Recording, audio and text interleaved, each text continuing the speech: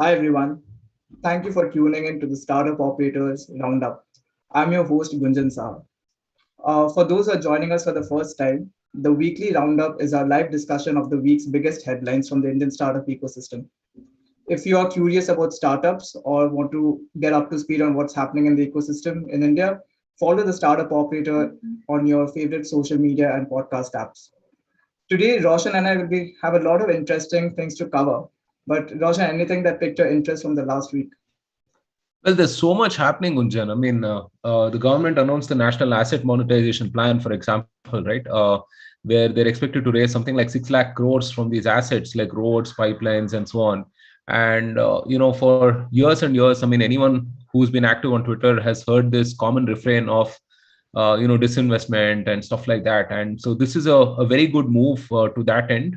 Oftentimes these are politicized, right? That you're selling the country away and stuff like that, which doesn't make economic sense as such, those arguments. But this is pretty interesting because I think the government has also built incentives for the states to actively participate in this as well, right? So in some sense, they've outsourced the political problem to many different entities, right? And it'll be very interesting to see what comes out of this, and it could also be a good precedence for the future as well, right? So it's not a great time for cricket fans, but Paralympics in Tokyo is underway, and Bhavina Patel won the silver as well. So congratulations on that. We've spoken about the China tech stock implosion. I was reading about Xi Jinping's need for adjusting excessive income, right? And again, we're seeing social engineering at a remarkable scale, right? Fascinating to watch. And of course, all of the stuff that's playing out in Afghanistan as well, pretty sad situation, seems to be deteriorating. There's an amazing article by this guy called Richard Hanania called Tetlock and Taliban, right? Do check it out. I think it signals more than just what is happening in Afghanistan. I think there's a deeper malaise, and he brings that out very well in his article. So yeah, overall, I think tons of stuff happening, and can't wait to dive into some of the stuff that we have planned for this roundup. And yeah, absolutely. Let's dive into the another IPO news this week. So recently, Freshworks announced that they're filing for $100 million IPO in the US, right? And this is, a stamp for how India SaaS, right, especially in the CRM space, is providing a step ahead for unified cloud services. Interestingly, the internal name for this project was called Project Superstar, and this was named after superstar Rajnikant. In fact, in the S1 filing, an entire paragraph was devoted to what Rajnikant means for Freshworks. But let's talk about the IPO. The IPO is being led by Morgan Stanley, JP Morgan Chase, and Bank of America. Today, I think Freshworks has close to 52,000 customers globally. And in the past year, the revenue has increased by 40%. Right? And of course, this was majorly driven by the entire digital transformation priorities. But yeah, in 6 months this year, the revenue has grown to 169 million, which is up from 110 million of the first half in 2020. And its losses shrank down to almost $9.8 million from $57 million, which was in 2020. Now that's a huge crunch in their losses and also a big moment for Indian SaaS companies. And what do you think of this? Yeah, this is a proud moment for all of us in the Indian startup ecosystem, particularly those who operate in SaaS, right? And yeah, I was just reading some of the reactions on Twitter, and it's just been overwhelmingly positive, right? Because everyone feels that this is like a milestone moment for the ecosystem, right? And Freshworks is one of those companies that is unapologetically Indian, right? Even the fact that that postscript which had Rajnikant, right? That's amazing. That's really really amazing, right? And we saw earlier that companies that sold to the world had to sort of come off as un-Indian in some sense, right? If you look at the whole outsourcing sort of a brand ethos and stuff, right? And here is a software product company built out of Chennai, very proud to be Indian, and that's just a phenomenal thing in my opinion, right?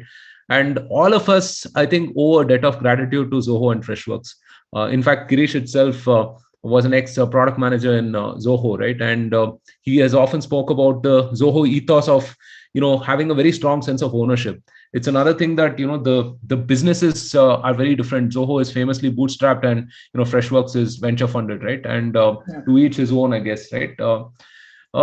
And particularly in the S1, I mean, what I liked was that section that Girish had on Freshworks being the company that wasn't supposed to win, right? I mean, they had so many things against them, right? Let's start with the fact that it's a red ocean out there, right? I mean, support software, there are plenty of software, and some of the bigger guys competing in that. Or if you take CRM as well, right? I mean, you have a $20+ billion behemoth like Salesforce, right? And then you look at the fact that they're based in Chennai, right? And this was way before ChargeBee, Marshallita, and Kissflow, and some of the I mean, now known names in the SaaS ecosystem, right? And you have the whole Chennai SaaS thing going on right now. And the fact that, as I mentioned, they're competing against market leaders, right? Zendesk is huge. Microsoft has obviously competing products as well, right? And also, building a global SaaS company out of India, right? I mean, there was no precedence to the scale that what Freshworks has achieved, right? I mean, everyone pretty much thought that you have to move to the valley at some point of time, build stuff there. So a lot of things has been built through hard knuckles execution, a lot of first principles and stuff, right? And look at what they've achieved, man. I mean, 300 million revenue, 50,000 plus customers, a very low touch sales as well, completely product led. And beyond Freshworks itself, Girish is an amazing ideal, an amazing mentor to have for the ecosystem, right? He's a very prolific angel investor as well, pretty active in the ecosystem.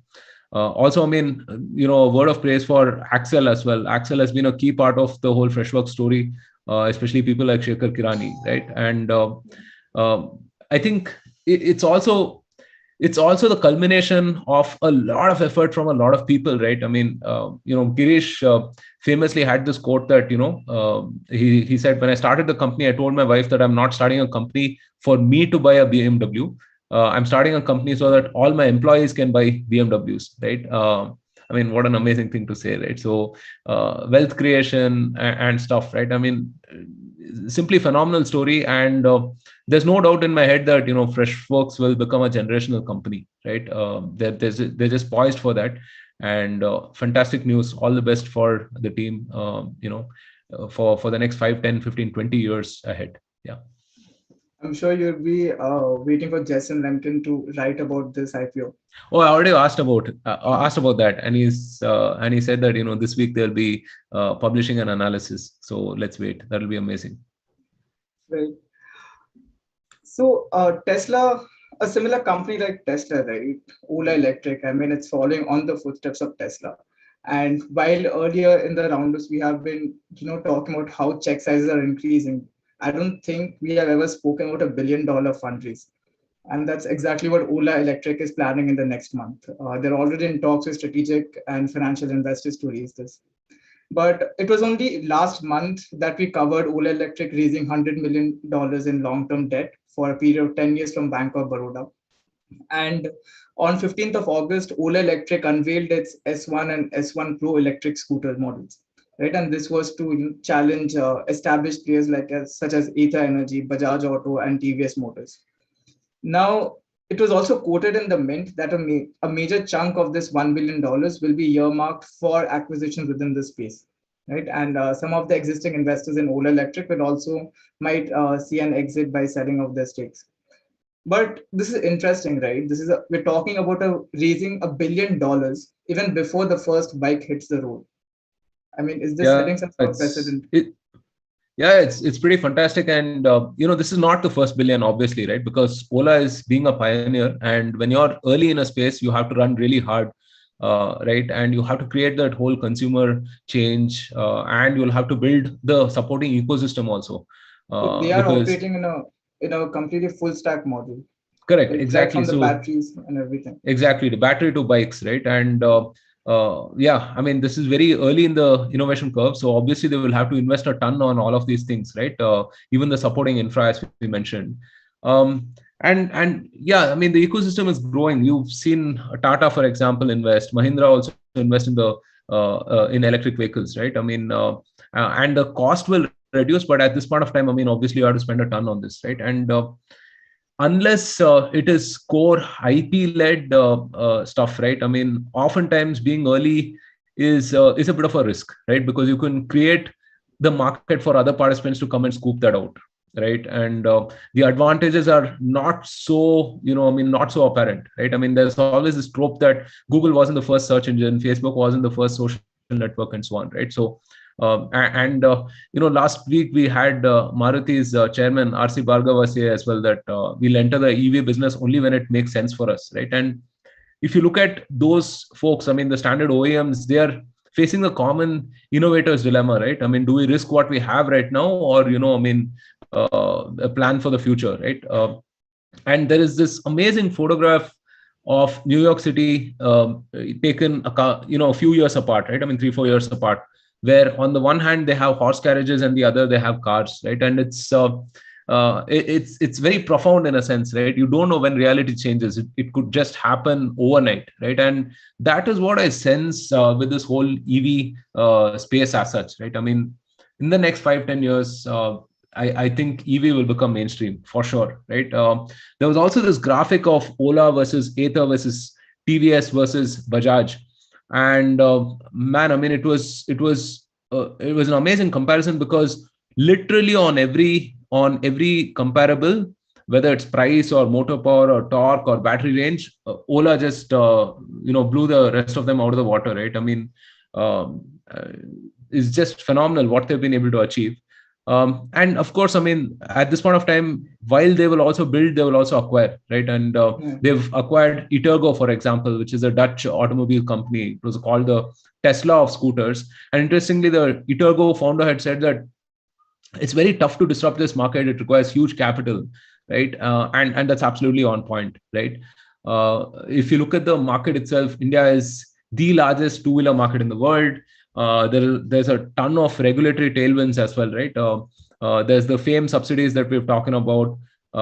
Then the whole Make in India thing, right? Manufacturing PLIs, everything, right? So yeah, I mean, there's a lot of things going for Ola and for electric vehicles in general. The one thing that would make me skeptical is the fact that generally EVs, the cost is front loaded, right? In exchange of better mileage and lower cost of ownership, you'll have lesser maintenance, lesser repairs, and so on and so forth. But then if you look at India, right, our commute distances are not that much, right? So I was just looking at some statistics. Roughly 39% of urban commuters travel less than 5 kilometers, and 31% of them travel 5 to 10 kilometers. So literally, you have 70% of urban commuters traveling less than 10 kilometers a day, right? So you can't really make sense of this at scale when you're front loading a lot of the costs, right? I think this is also why some of the early guys had a bit of problem, right? I mean, Ather, for example, their bikes are 150,000 plus, right? Whereas a Honda Active or similar two-wheeler moped types will cost you around 80-90K, right? That's a whole 60-70,000 more, right? For something entirely new that people are not used to as well. So Ola will have to get the pricing right. I think it's priced at around 1,24,000 right now. So it's starting, I think the starting model, the S1 base model, is priced below 1 lakh. Oh, okay. Interesting. Yeah. So they will have to sort of get that pricing right, right? And also, I see that, they might also launch some subscriptions. They'll work on some kind of a buyback and resale and all of that. That is just definitely par for the course, especially when it's something entirely new and innovative, right? So very, very interesting times ahead for sure. Yeah. And also, investors need to keep this money coming into the ecosystem, right? And for that, they need to grow their war chest. So with that, Prime Venture Partners, which is an early stage venture capital firm, they recently raised a $75 million round to close its 100 million size fourth funding round. Now, Prime Venture Partners typically invests in startups in the early stage, and their check sizes vary anywhere from $500,000 to 1 million. Some of the notable portfolio companies include Migrate, which is a community app, Neo, which is a neobank fintech in India, and MFine, which is a health tech. Now, very interesting, I came across a stat which was by Bain and Co. right? In their report, private equity and venture capital released earlier this year, it was said that India will see an investment of at least $6 billion in 2021.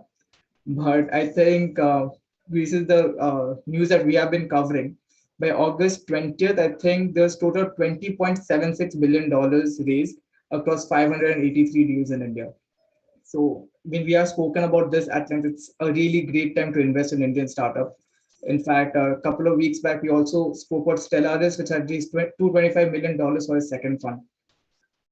Yeah, no, for sure. I mean, and you're going to see a lot of money coming in, especially given what's happening in China right now, right? In fact, I mean, July, I think venture capital in India overtook that of China for the first time in many years, right? So, Prime Venture Partners itself is around 10 years old, founded 2012.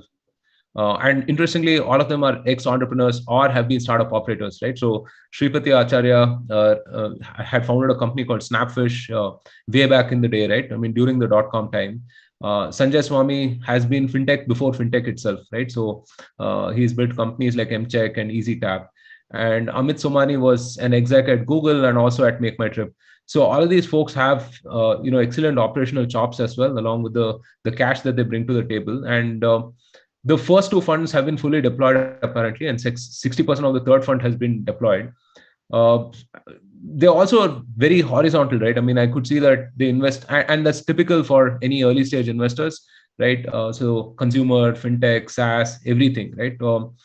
Interestingly, they've said that they are more keen on the software infrastructure play, right? And that's interesting because if you look at software infrastructure, it's dominated by all of the market leaders, right? Google, Amazon, Microsoft, and there's a company called App Dynamics which got acquired for I don't know $3 or $4 billion. Jyoti Bansal, I think his name was, right? Which was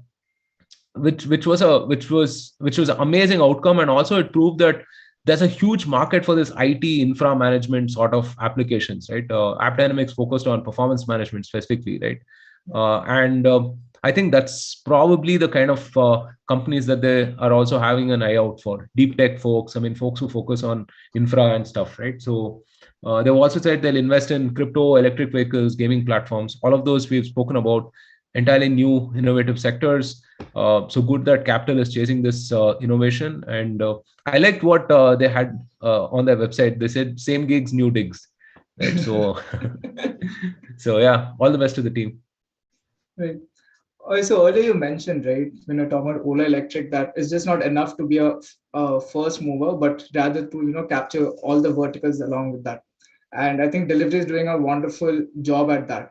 Recently, they acquired Bangalore-based Spoton Logistics to boost its B2B capabilities. But details about this deal was not disclosed. But let's talk about Spoton Logistics a bit. They started its journey in 2012. Private equity firm India Equity Partners has bought the domestic business from TNT India.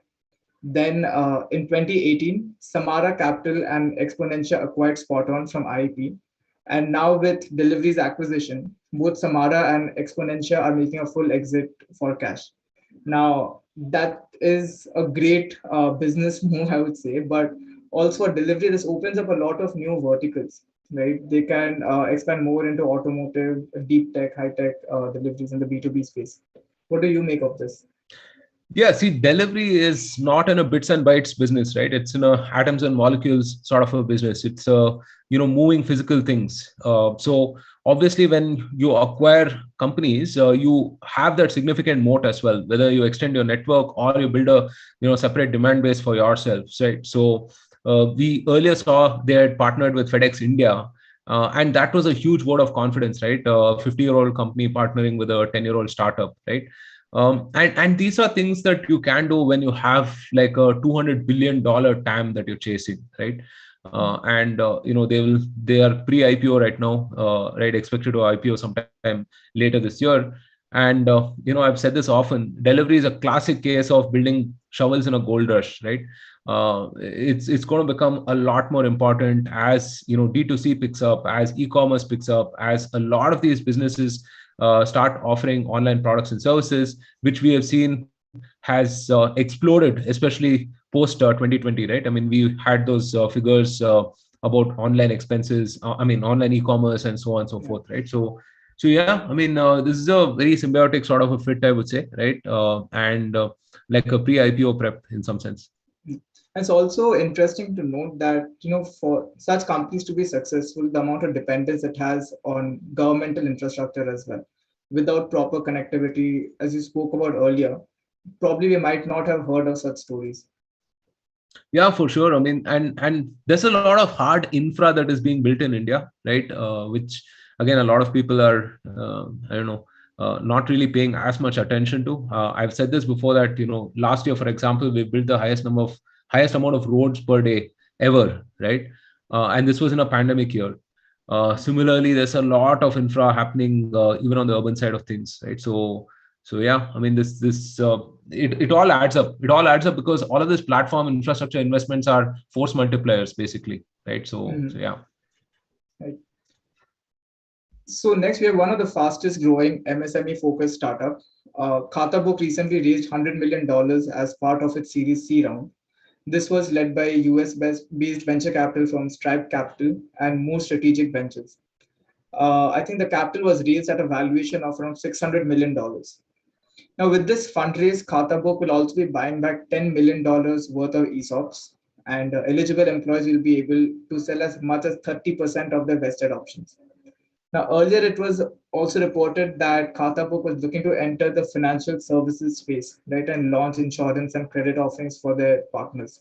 And that's interesting, right? It makes sense for them. Once you have an active merchant community, it becomes easy to introduce financial products. What are your thoughts on this?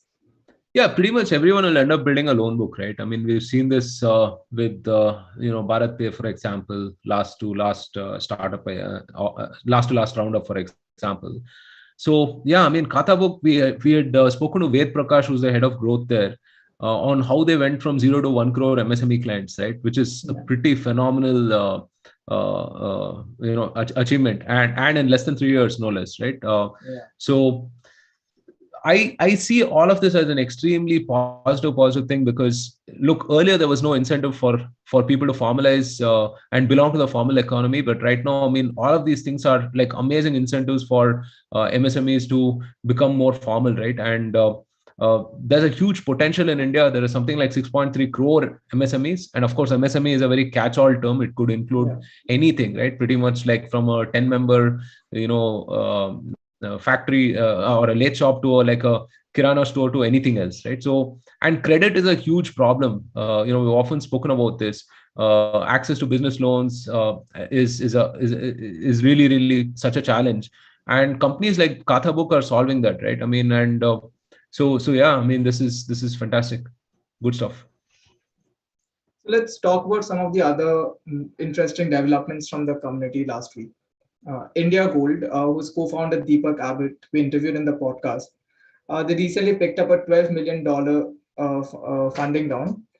PayU, which is the financial technology arm of Process NV and AlphaWave Incubation, led the fundraise. The round also saw participation of Better Tomorrow Ventures, 314 Capital, and Rain Matter Capital, as well as existing investor Leo Capital. Bewakoof, which is a youth-focused direct-to-consumer brand, has bagged rupees 60 crore or $8 million from InvestCorp, Ivy Cap, and Spring Marketing Capital, with an aim to clock 2,000 rupees crore in sales by 2025. Curefood, which operates the cloud kitchen brand EatFit, has raised $13 million or nearly 96.4 crore rupees in funding, and this was led by Iron Pillar. The Series A round also saw participation from Northstar and Flipkart co-founder Vinny Bansal. Digital therapeutic company Breathe Wellbeing has raised $5.5 million in its Series A round, and this was led by Axel. General Catalyst, 314 Capital, and Scott Schliefer, the global managing director of New York-based investment from Tiger Global, also took part in this round. So this was there are a lot of other fundraisers as well, but these were the most interesting ones. Roshan, anything you would like to add for them? Yeah, all of them are pretty interesting, right? So let's start with India Gold. We had Deepak on the podcast not too long ago. And I was saying this to Deepak as well, that it's one of those ideas that seems so obvious on hindsight, right? Yes, of course, people love gold in India, and most of that wealth is just lying there, not earning any interest. And at the same time, we just spoke about businesses being starved for working capital and so on, right? So this is like an ideal sort of matchmaking opportunity for any platform. And of course, Deepak has an excellent team as well that is building this out. So yeah. We saw a rise of cloud kitchens in the Yeah, pandemic. exactly, right. So that, and I'm also particularly excited about Breathe because 1 in 6 people with diabetes in the world is from India, right? We have something like 70 million plus people who are diabetic here.